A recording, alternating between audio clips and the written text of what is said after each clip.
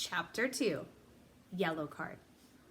For Mrs. Hall's baby shower, Jessica shows up with such a big bunch of flowers from her father's florist shop that you'd swear she ripped a bush out of the ground and wrapped the bottom in foil.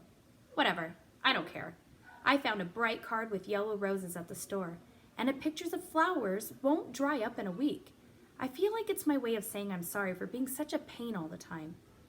Max gives his present to Mrs. Hall. He leans back in his chair with his hands clasped behind his head as she opens it. He's given her diapers. I think he hoped to get a reaction from her and seems disappointed when she's happy. Max likes attention. He also likes parties.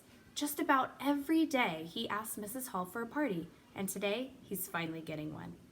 When Mrs. Hall slides my card out of the envelope, she doesn't read it out loud like all the others. She hesitates, and I know that she must really love it, and I feel proud, which isn't something I feel very much. Mrs. Silver leans over to look.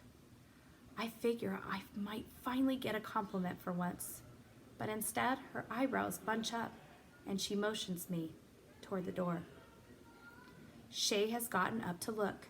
She laughs and says, "The world gets dumber every time Allie Nickerson speaks."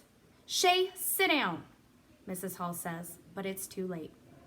You can't make people unhear something. I should be used to this, but it still takes a piece out of me every time. As Shay and Jessica laugh, I remember how we dressed up as our favorite book characters for Halloween last week. I came as Alice in Wonderland from the book my grandpa read to me a ton of times. Shay and her shadow, Jessica, called me Alice in Blunderland all day. Keisha steps up to Shay and says, "Why don't you mind your own business for once?" I like Keisha. She isn't afraid. And I'm afraid of so much. Shay turns, looking like she's ready to swat a fly. "Like it's your business," she asks her. "That's right, it's not my business. But it's as much yours as it is mine," Keisha replies. Shay lets out a small gasp. "Stop talking to me. Stop being mean," Keisha replies, leaning forward. Max folds his arms and leans forward across his desk. "Yes, there's gonna be a fight," he says. "There isn't going to be a fight," Mrs. Hall says. Suki is holding one of her small wooden blocks. She has a collection of them that she keeps in a box, and I've seen her take one out of it as she gets nervous. She's nervous now. Shay glares at Keisha. Keisha is new this year, and I'm surprised she'd say something. Everyone is all riled up, and I don't even know how this all happened. While Mrs. Hall tells them both to cool off and points out to Max that it's foolish to root for a fight, Mrs. Silver waves me towards the door. What the heck is going on?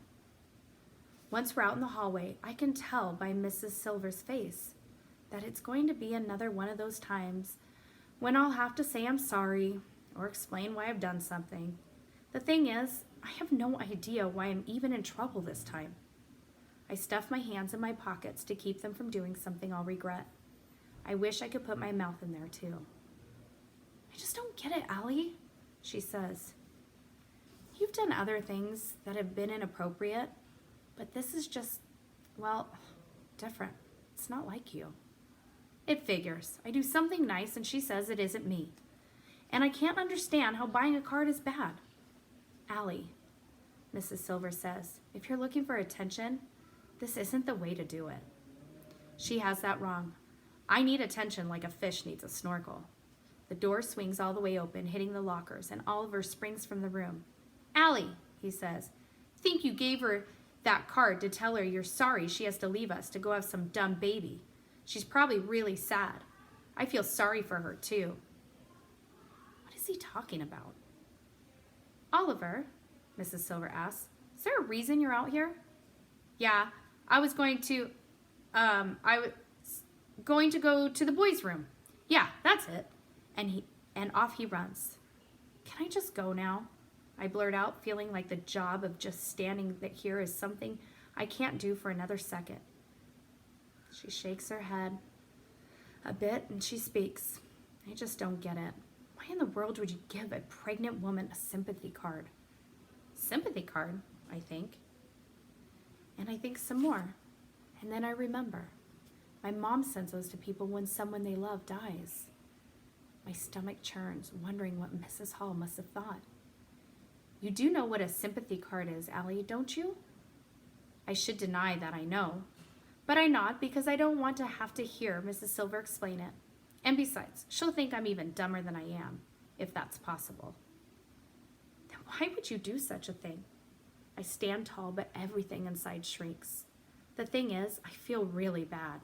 I mean, I felt terrible when the neighbor's dog died. Never mind if a baby had died. I just didn't know it was a sad card like that. All I could see were beautiful yellow flowers, and all I could imagine was how happy I was going to make her. But there are piles of reasons I can't tell the absolute truth. Not to her, not to anyone. No matter how many times I have prayed and worked and hoped, reading for me is still like trying to make sense of a can of alphabet soup that's been dumped on a plate. I just don't know how other people do it. That's the end of chapter 2, friends. I hope you're looking forward to hearing more of this story. I will see you guys soon for my next chapter that I'll be reading to you. Don't forget to answer questions for chapter 1 and 2 by the end of today, okay? Talk to you soon. Bye.